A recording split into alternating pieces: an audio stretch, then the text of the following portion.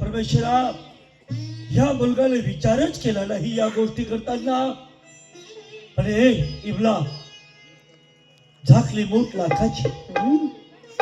घरातली गोष्ट घरात राहू दे, बाहेर जाता कामा नाही. ही गोष्ट कधी उघड झाली, जर लोक आपल्याला नाव ठेवतील, आपल्या तोंडावर थुंक टाकतील, मग घरातली गोष्ट घरात राहू दे. चुकला त्याला क्षमा कर, त्याला मी सजा देणार, त्याला 2 थापा मारणार, त्याला शिकवणार. स्वतः तुम्ही राष्ट्राचे राजे काय म्हणला? किमला घरातली गोष्ट घरात राहू दे, दुसऱ्याच्या कानावर जाता कामा नाही. महाराज, मला एक सांगा, चंद्राच्या जागेवर आज एक अर्ध्या गोर गरीचा मुलगा चुकला असता, तुम्ही काय केलं असतं? त्याला फाशीची सजा दिली असती. बघा, आज मला तोच राजा बघायचे का?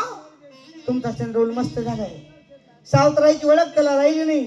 सकाळी उठून एक अर्ध्या गोर गरीच्या बाहेर जसं करेल असं करता कामा नाही. म्हणून तुमच्या चंद्राला शिपाच्या स्वाधीन करा, शिवरती पाठवा, एका वाराने 2 तुकडे करा. नको हा, नको नको नको इम्रावती, माझा लाडाचा मुलगा आहे, त्याची आई नाही. आई विना तो भिकारी आहे आणि त्याला मारण्यासाठी पाठवू नको. तू माझी लग्नाची पत्नी असून मी तुझा जवळ हात जोडून उभा राहत असतो.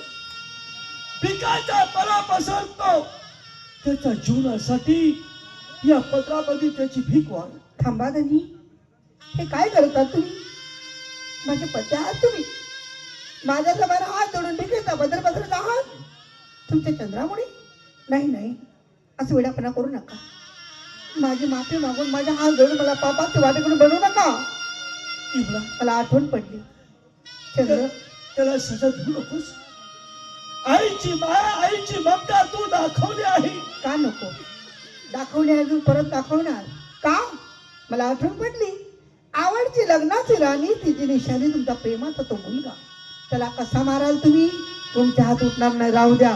त्याला मारू नका, त्याला खांद्यावरती बसवा, पुन्हा राज्यात मिरवणूक मिरवा. आमचं काय हो, मी आज माझ्या मोहनाला बरोबर घेते. एक अर्धी वीर उडी मारते ना, तर एवढीच का पण मारते. खबरदार, थांब.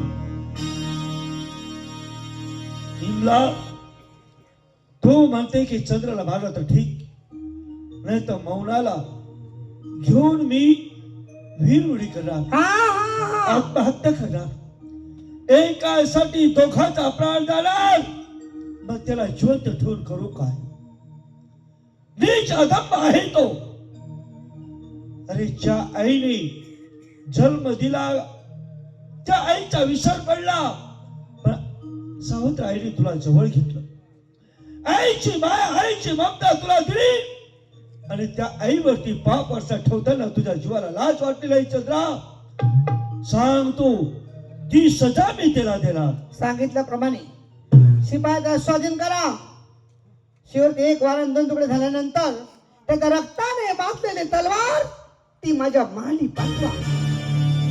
ती तलवार मी पाण्यात टाकणार, मग त्या रक्ताच्या पाण्याने आंघोळ करणार, तेव्हा जाऊन मला शांतता वाटणार. येतील. ठीक आहे.